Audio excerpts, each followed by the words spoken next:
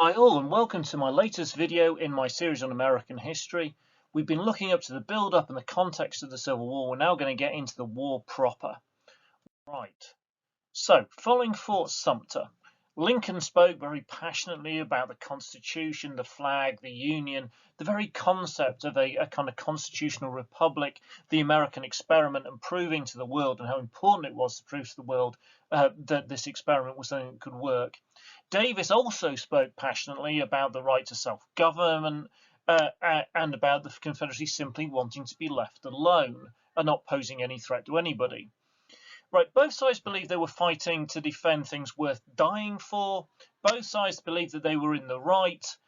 Both sides believed that the other side were conspiring to destroy them.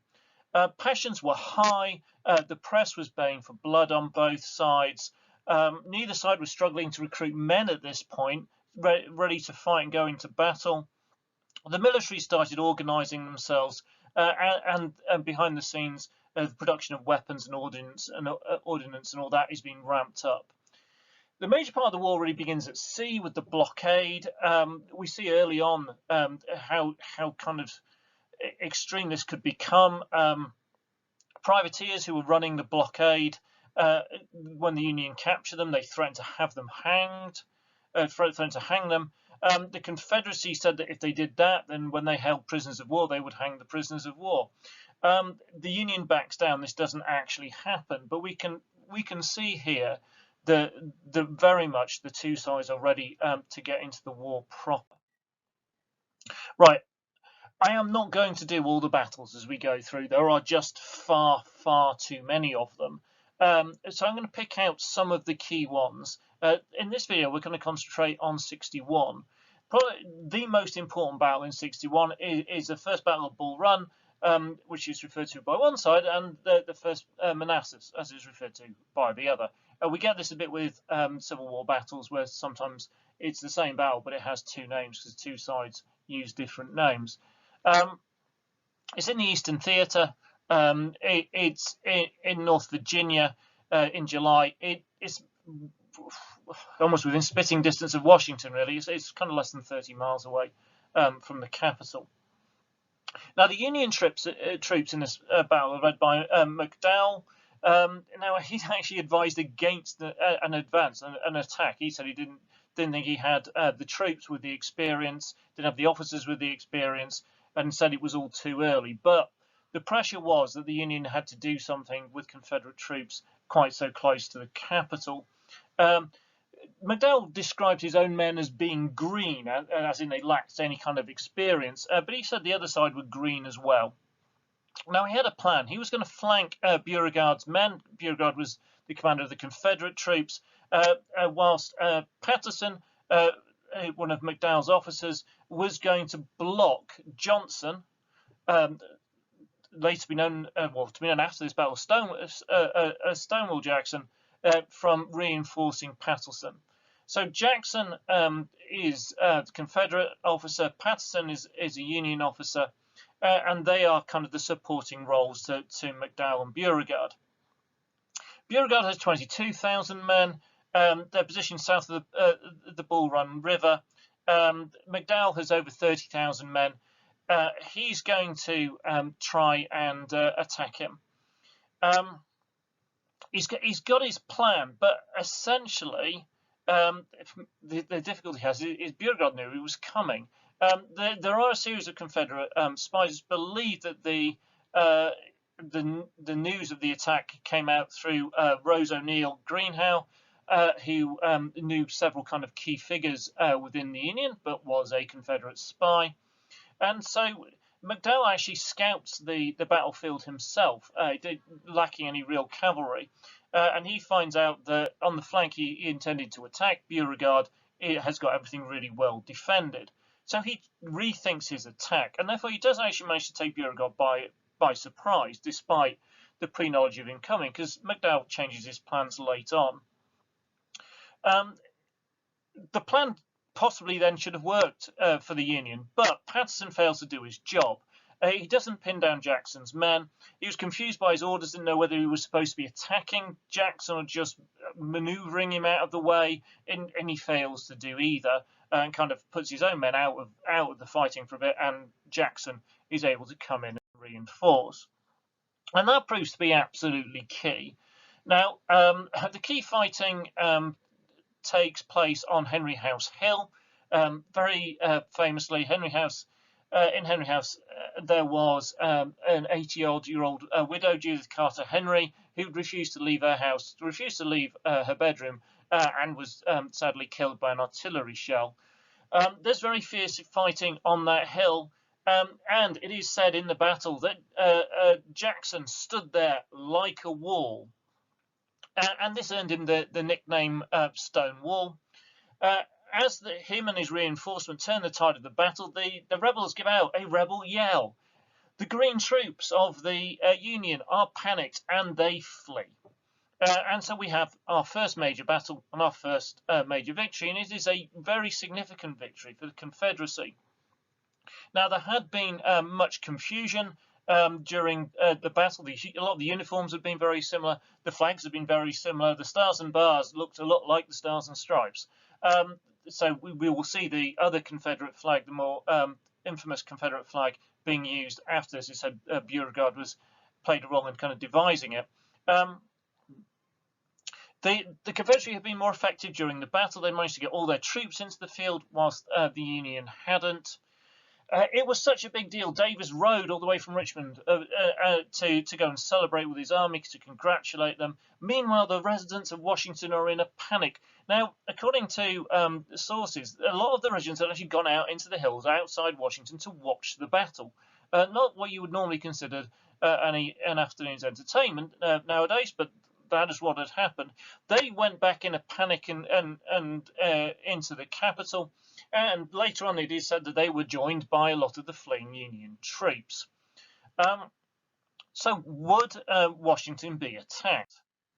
Well, there's a big debate here about whether this is a huge missed opportunity. So if they followed up their victory by attacking Washington, would this have been something that they could have done, or would this have been the right thing to do? Now, the Southern Army is not hugely well organised at this point. It's just fought a great big long battle. It is also largely made up of new recruits, just like the Union Army. And so they've just fought the first big battle. It's been a long and hard one. The idea that they're just going to march into a capital city and take it is probably a little far-fetched. Now, even if they had been successful, which is very doubtful they would have been, this could possibly actually have damaged the Confederate cause. What would this have done in terms of foreign relations? So Davis is saying to Britain and elsewhere, look, we just want to be left alone. If they then kind of got their troops in Washington, everyone's going to go, yeah, it doesn't look like you just want to be left alone. And the other part of this is how would that have rallied the Union?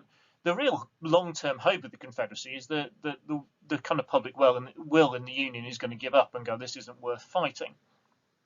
Anyway, the victory is a massive moral boost for the Confederacy. It is a considerable blow to the Union. There's lots and lots of questions being asked. About 600 deaths on each side, but the Confederacy take 1,200 prisoners.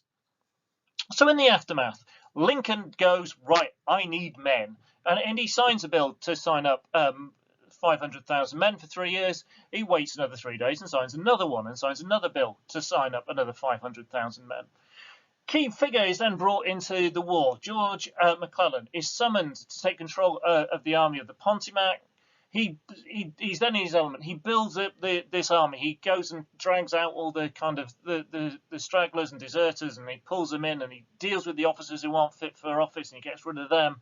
He instills training and discipline and drills and all that kind of thing, and starts really rebuilding the pride of the army.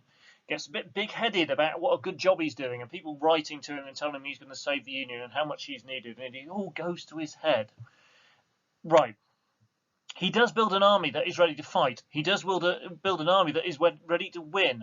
But he then, later in the war, is going to prove that he doesn't have the ability to command that army in the field. He proves hesitant. He is always convinced there are far, far more Confederate troops than there actually are. Now, on the other side of that, if you were to choose a general to fight for, this might be the guy you go for, because he places a really high importance on his men's lives. Now, if you've studied things like World War I in the past, then this would come as a nice contrast, because here you've got a general who goes, no, I don't think I'm going to fight because some of these men are going to get hurt, rather than over the top you all go. Now, the idea of his kind of paranoia about the scale of the opposition is really shown in October 61. He has an army of 120,000 men. Across, facing him, a potential army of 45,000 men. But he believes that it is 150,000 men and it's about to attack him. So we start to get to the heart of McClellan's difficulty as a general. There's more defeats in 61. We see the Battle of Wilson's Creek, which is in Missouri. It'd been held by Springfield, been held by the Union under a commander called Lyon. It's about 200 miles away from his commander, John C. Fremont, who's up in St. Louis. The Confederates attack under McCulloch and Price. There's about 1,300 casualties on each side. There's a really high casualty rate in this battle. The Union forces retreat for about 100 miles. Price then goes on through Missouri. He takes the garrison at Lexington, having repelled Fremont's attempts to reinforce it. And then across Missouri, we see this kind of guerrilla tactics being used. And this is another what if. What if the Confederacy made more use of guerrilla tactics in the war? Because they seem to be quite effective. Fremont gets really frustrated. He says he's going to hang any guerrillas that he catches. And he also says that he's going to free all the slaves of Confederate supporters. Now, this is, you would think, would be in line in terms of what's going to happen later on. But Lincoln says, don't do that. Reverse that order, because he's worried about losing the Upper South, and doesn't believe the Union's ready for that step. Now, Fremont ignores the request and is removed from his command. And so we see problems here in the West as well as in the East for the Union. In the autumn and winter of 61, McClellan doesn't advance. It seems scared of these troops that don't really exist. When the Confederate forces actually withdraw further back from Washington, it actually turns out that a lot of the kind of embankments of what they thought were cannon were just logs that had been painted. But yet still McClellan doesn't seem fit to act. There's another Union defeat at a battle known as Bull's Bluff, against about 40 miles outside Washington. The guy who gets the blame for this is a guy called General Stone, though there are arguments that the blame really goes back to McClellan. Stone was suspected of treason. He was arrested, never charged, and then later released. Not always rosy in the Confederate camp. Meanwhile, Davis is getting disputes with Joseph Johnson about who should be a general and how they all rank in different positions. And he's also falling out with Beauregard over events in Manassas, when Beauregard's saying he almost cost us the battle by not sending reinforcements quickly enough. Right. That was Whistle Stop Tour of 1861 and some of the key battles. There will be more in this series, and we will go fairly logically through year by year. I will pick out the major battles. I'm not going to do all of them. It would take forever. Right, I hope you've enjoyed that and find it informative. Please remember to like, share and subscribe, and I'll speak to you all again soon. Thank you very much.